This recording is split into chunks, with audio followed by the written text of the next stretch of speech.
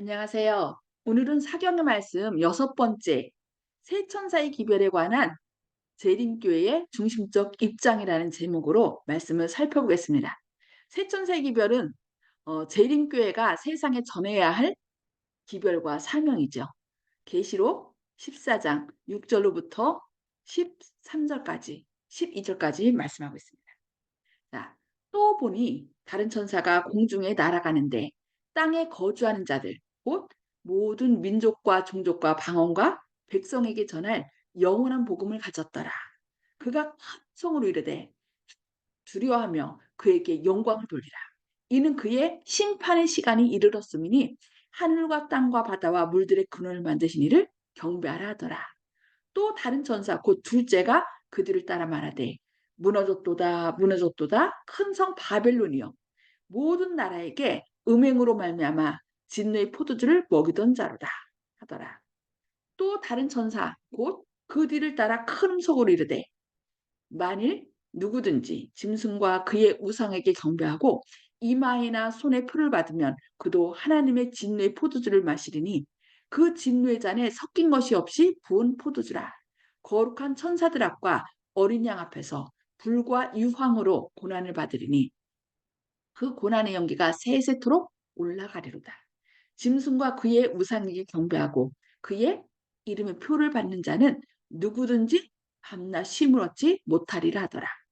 성도들의 인내가 여기 있나니 그들은 하나님의 계명과 예수 믿음을 지키는 자니라. 예.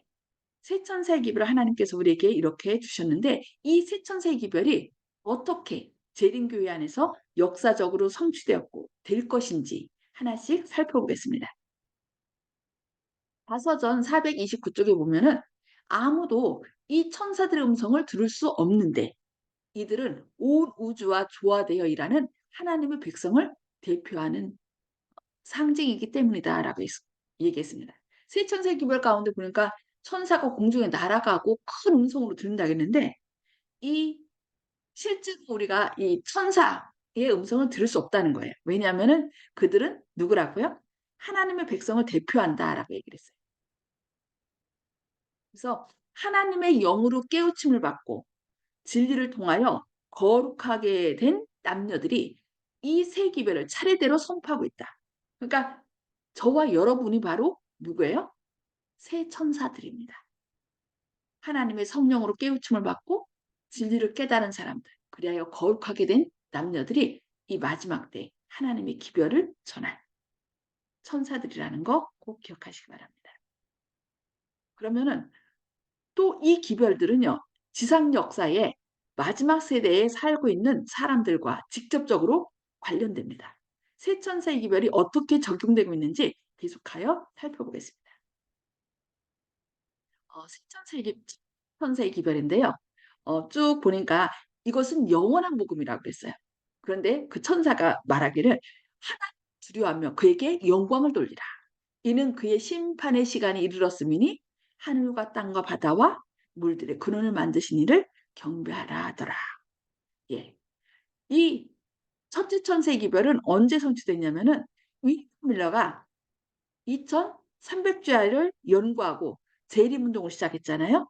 이 재림운동으로 말미암아 이 첫째 천사의 기별은 시작되었습니다. 첫째 천사의 기별 가운데 요 파란색으로 된 거 있죠. 그의 심판의 시간이 이르렀음이니라고 말씀을 했죠. 윌리엄 밀러는 다니엘 8장 14절에 2300주야까지니 그때 성소가 정결하게 함을 입으리라는 이 말씀을 통하여 다니엘서를 연구했어요. 그런 다음에 그가 깨달은 것이 2300주야가 끝나는 때 성소가 정결하게 된다.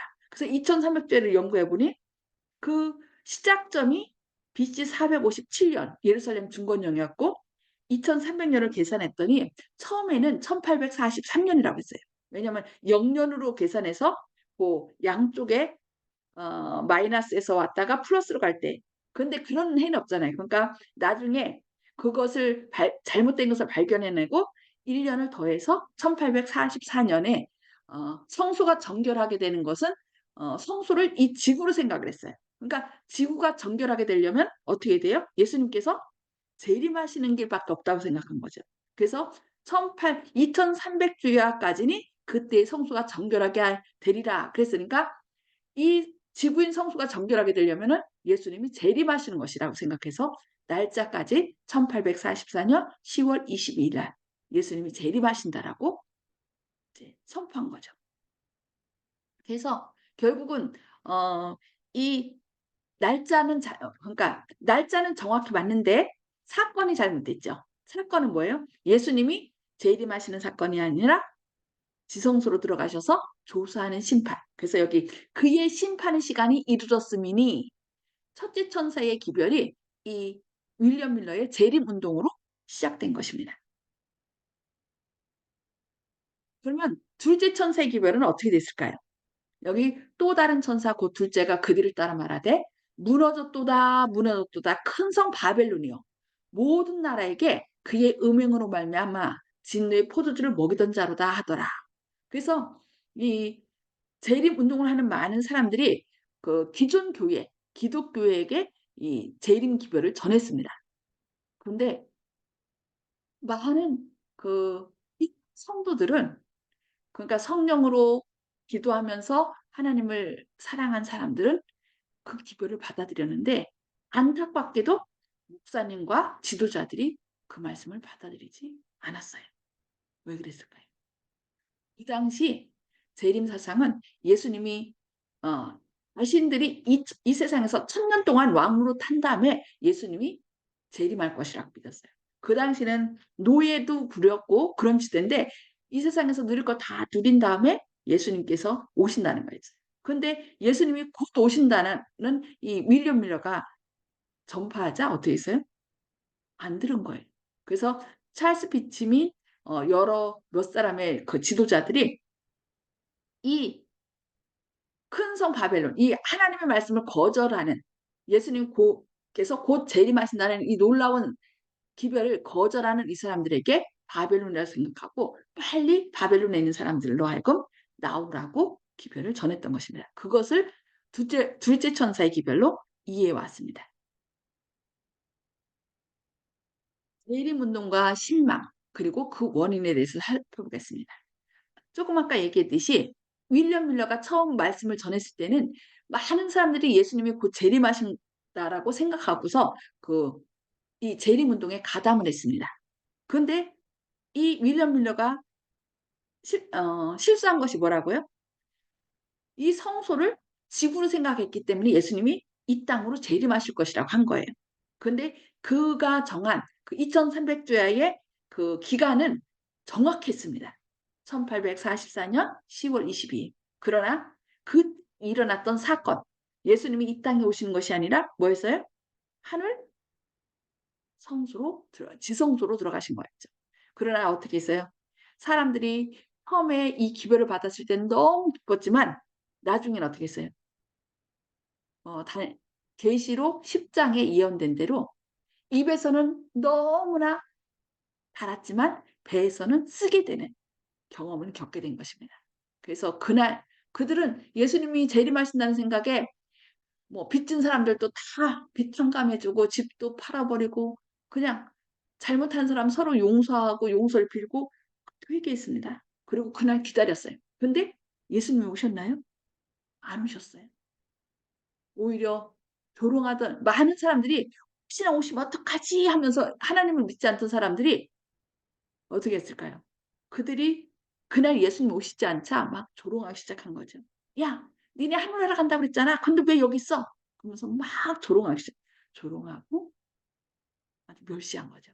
근데 이 1844년 10월 22일 그 다음 날 하이람 에드슨하고 몇 사람이 이 절망 가운데 빠진 재림 성도들을 격려하기 위하여 수수밭을 지나던 중에 이 하이람 에드슨이 하늘을 열면서 예수님께서 이 땅으로 오시는 것이 아니라 하늘 성소에서 지성소로 들어가는 것을 보았습니다. 그래서 그는 그 사실을 많은 사람들에게 전해줬어요. 근데 처음에는 많은 사람들이 그것을 받아들이지 않았습니다.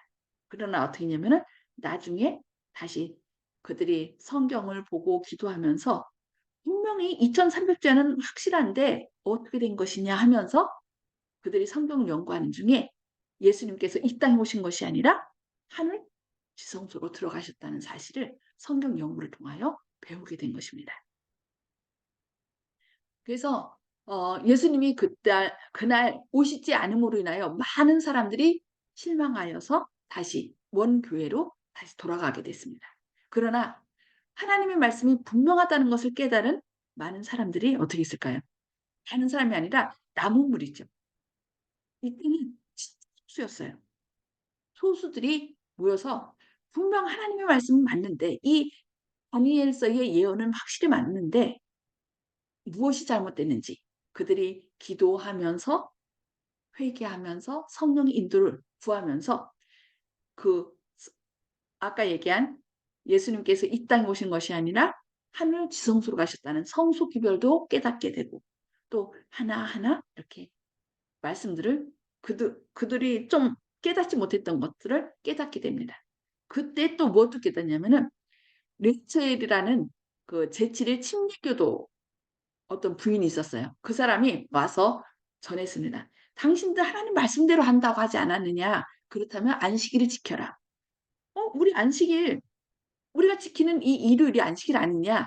그러니까 이 레이첼 부인이 그 이 안식일이 어떻게 바꿨는지 그 역사를 천주교에서 이렇게 바꾸게 된 그 모든 역사를 알려줬어요. 그래서 그들이 어떻게 했냐면은 이 남은 무리들이 안식일의 빛도 받아들였고 그들은 믿음으로 예수를 따라 하늘 성소의 지성소로 들어갔습니다. 그래서 셋째 천사의 기별이 그들이 받아들이게 된 거죠. 또 다른 천사 곧 그 뒤를 따라 큰 음성으로 이르되 만일 누구든지 짐승과 그의 우상에게 경배하고 이마에나 손에 표를 받으면 그도 하나님의 진노의 포도주를 마시니 그 진노의 잔에 섞인 것이 없이 부은 포도주라. 여기 셋째 천사의 기별이 주어지는데 어, 계시록 13장은 사단이 마지막 이 세상 사람들을 자기의 손아귀에 넣기 위하여 짐승을 세우고 어떻게 해요? 그 우상에게 경배하게 합니다. 근데 그 우상이 경배하지 않는 자는 어떻게 해요? 사거나 팔거나 못하게 하고 죽이려고 할 것입니다. 그런데 그때 이제 14장에서는 편에서 기별을 전하는 거예요. 누구든지 이 짐승의 우상에게 경배하면 어떻게 여기 뭐라고요?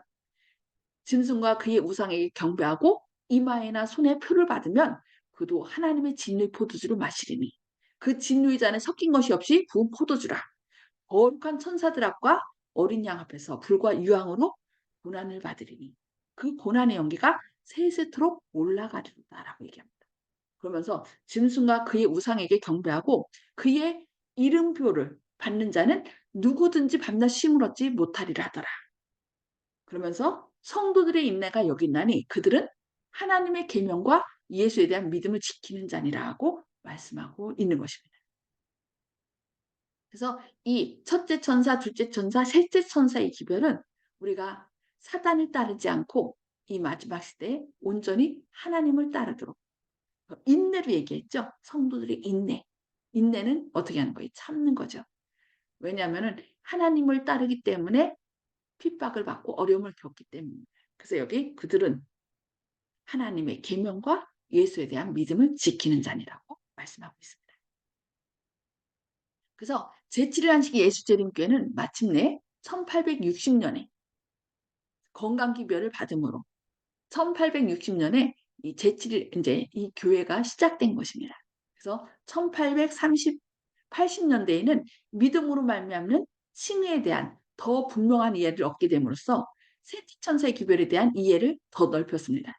그래서 저희 교회는 어떤 교회냐면은 그냥 정체된 교회가 아니라 운동의 무브먼트라고 얘기를 해요.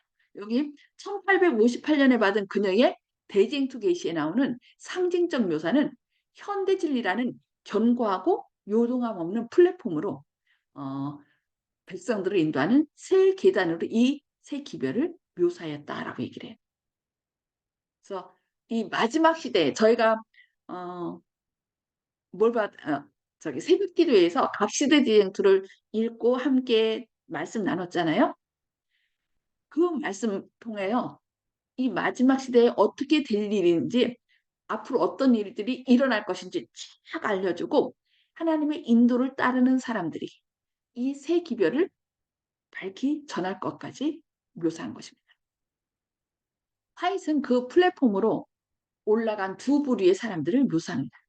첫째, 그녀는 하나님의 인도함을 받아 그 플랫폼으로 한 걸음 한 걸음 올라간 신자들의 온 무리를 언급합니다. 이 무리는 밀러주의자, 그 당시에 밀러주의자들이 뭐예요? 누구예요? 재림운동하는 사람들이에요. 밀러주의자 단체 안에서 처음으로 전파되던 때에 이 세 기별을 모두 받아들이던 자들로 구성됐습니다. 그러니까 한 기별만 받아들인 게 아니라 그 세 기별을 다 받아들이는 사람들로 구성됐다는 것입니다. 그래서 여기 재림운동은 그 당시에 초교파 운동으로 벌어졌습니다. 그래서 천주교회, 루터교회, 장로교회, 침례교회, 뭐 오순절교회, 제세례파, 뭐 모라비안 형제, 뭐 교파에서 다 나왔어요.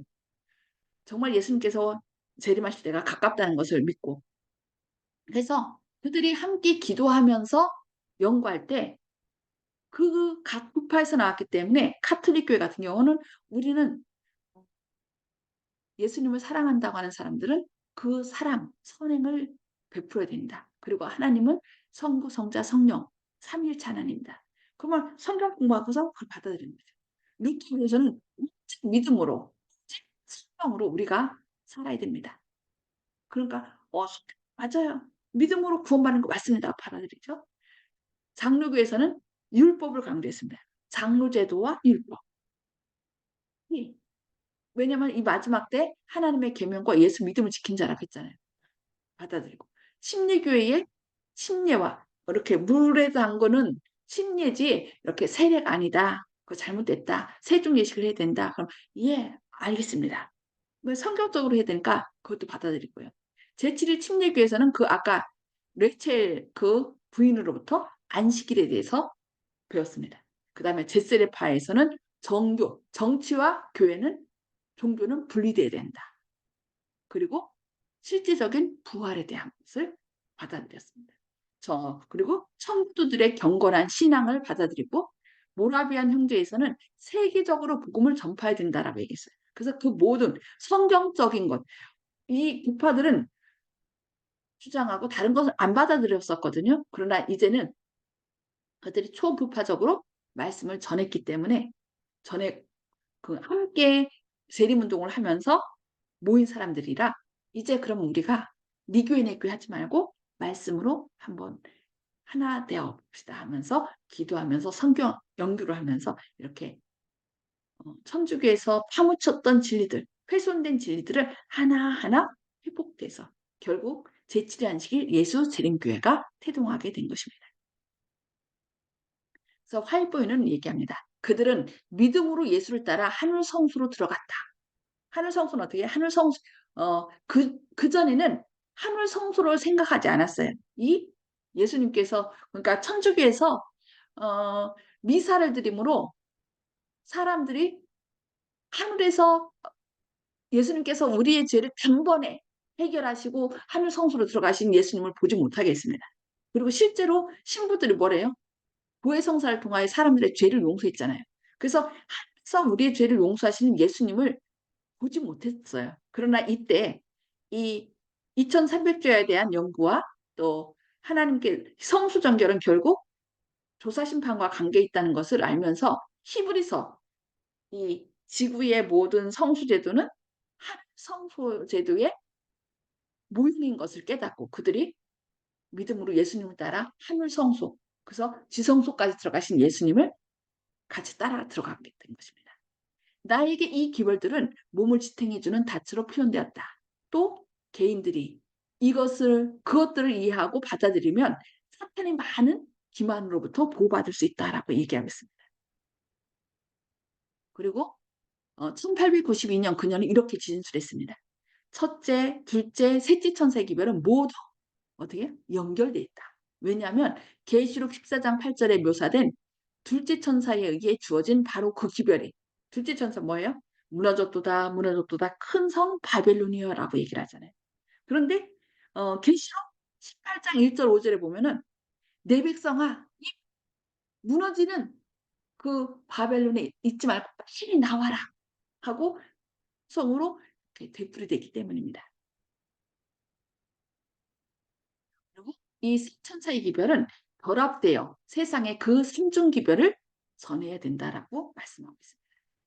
그러면 세 천사의 기별과 관련된 예언의 신의 진수를 좀 살펴보겠습니다. 삼중 기별로서의 세 천사의 기별입니다. 1844년 커다란 사건들이 일어난 시기였는데 언제였죠? 그게 무슨 사건이에요? 예수님 재림하신다는 그 운동이었고 실제는 뭐였어요? 깜짝 놀란 우리의 눈에 하늘에서 벌어지고 있는 성소 정결 사업을 공개해 주었다. 그러니까 처음에는 그것을 잘못 오해해서 예수님이 재림하시는 것이라 했는데 그들이 성경 연구와 성령의 인도를 따라서 그것이 지구 예수님이 재림하시는 것이 아니라 하늘 성소에서 지성소로 들어가시는 사건임을 깨닫게 된 거죠.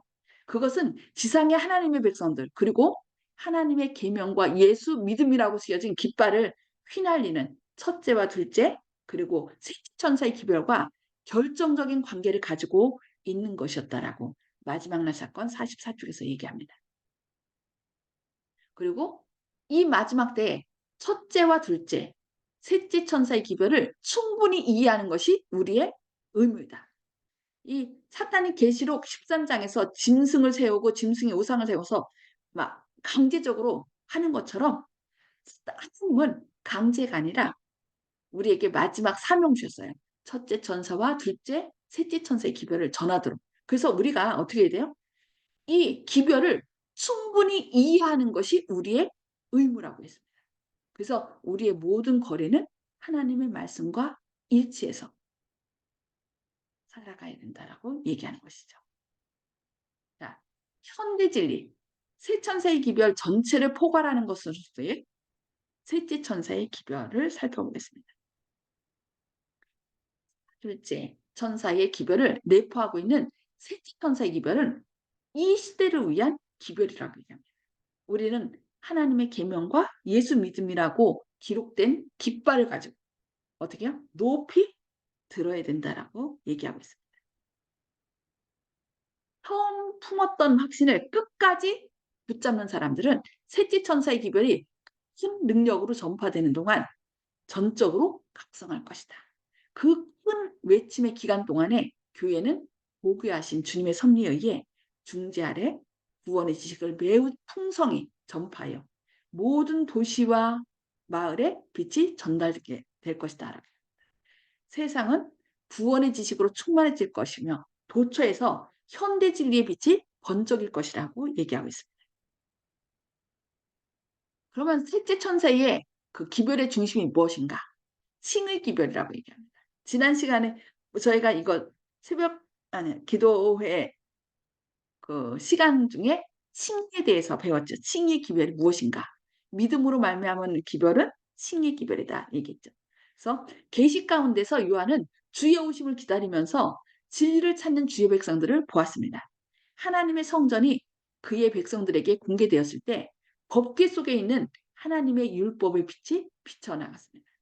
이 빛을 받은 사람들은 첫째 천사의 그 기별의 선포 속에서 그 빛을 보게 된 것입니다. 그러니까 믿음으로 예수님을 따라간 사람들은 그 계시록 11장 19절에 하늘에 뭐가 열렸어요? 성전이 열리면서 그 하나님의 법궤, 언약궤를 그들이 보게 된 것입니다.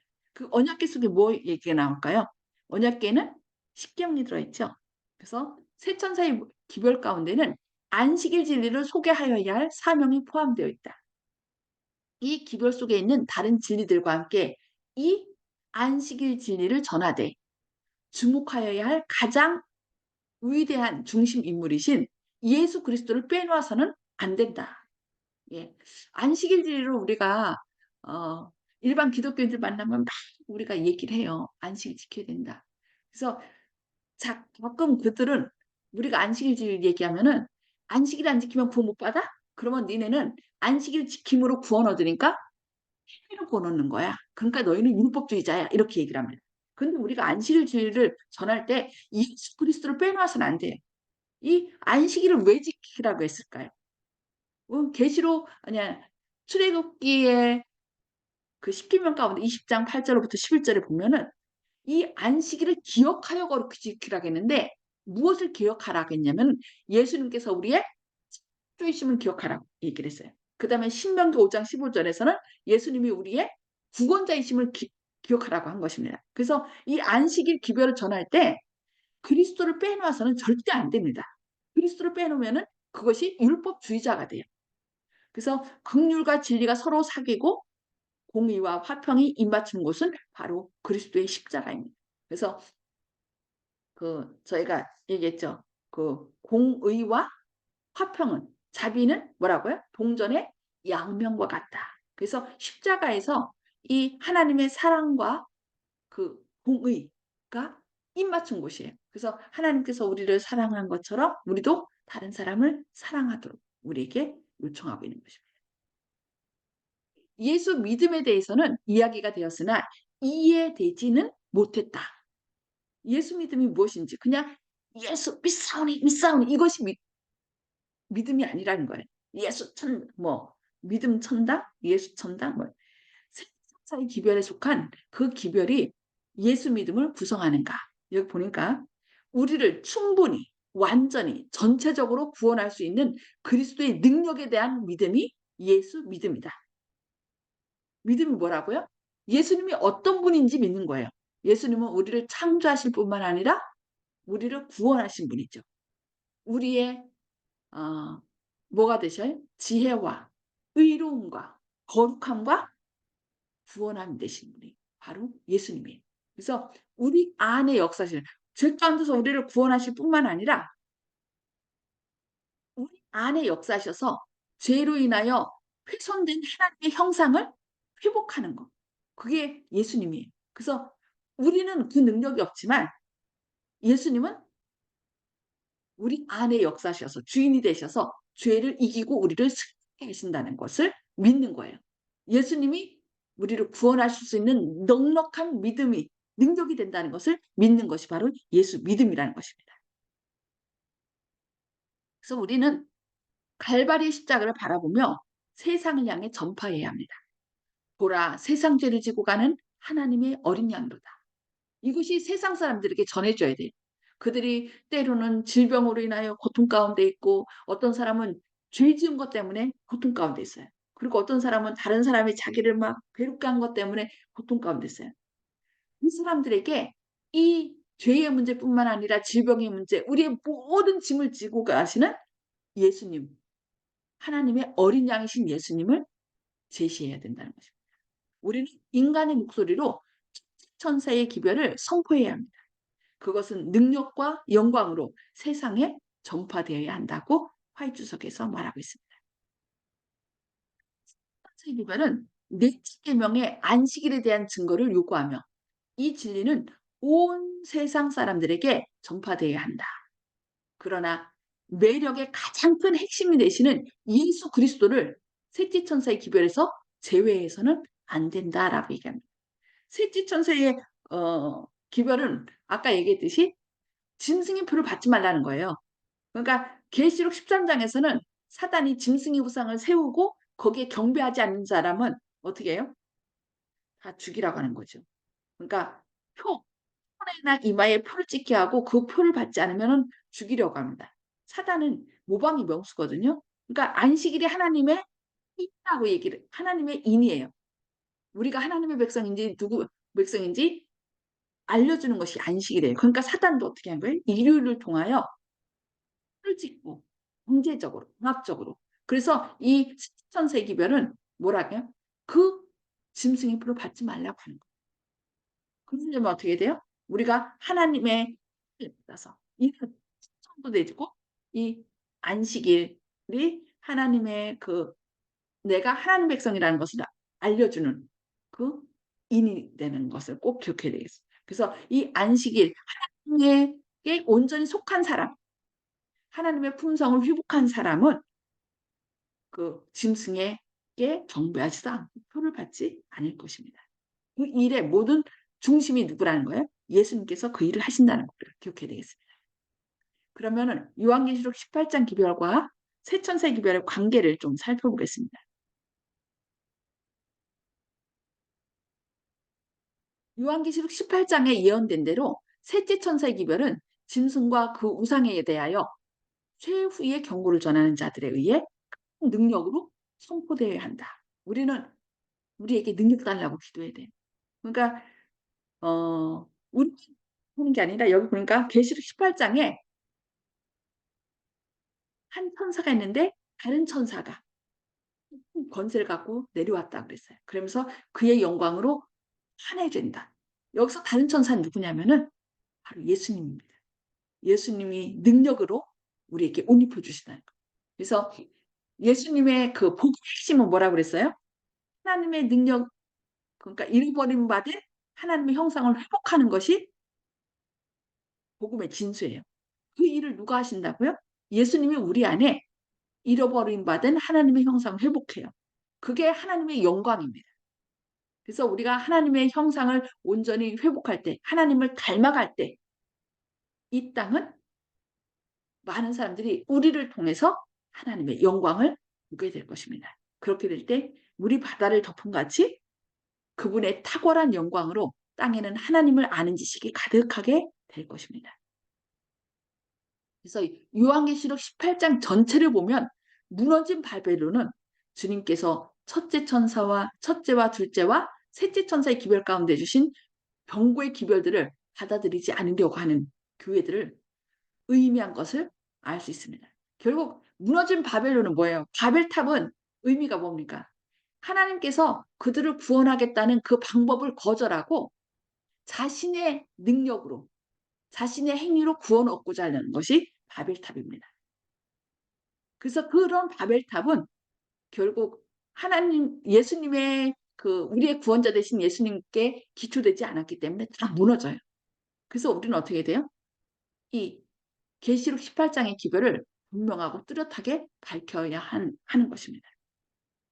누구든지 18장을 읽는 자는 속임을 당할 필요가 없다라고 우리에게 말씀하고 있습니다. 지금 우리가 알지 못하지만 지금 일반 기독교의 많은 목사님 중에 많은 분들이요. 안식일을 이 진리를 깨닫고 안식일날 몇몇 분들이 모여서 예배드리는 목사님들이 있습니다. 그리고 그들은 이제 지금 당장 나오지 못하고 안식일에는 그분들끼리 모여서 예배드리고 일요일 날은 그냥 교회에서 설교를 하는 거.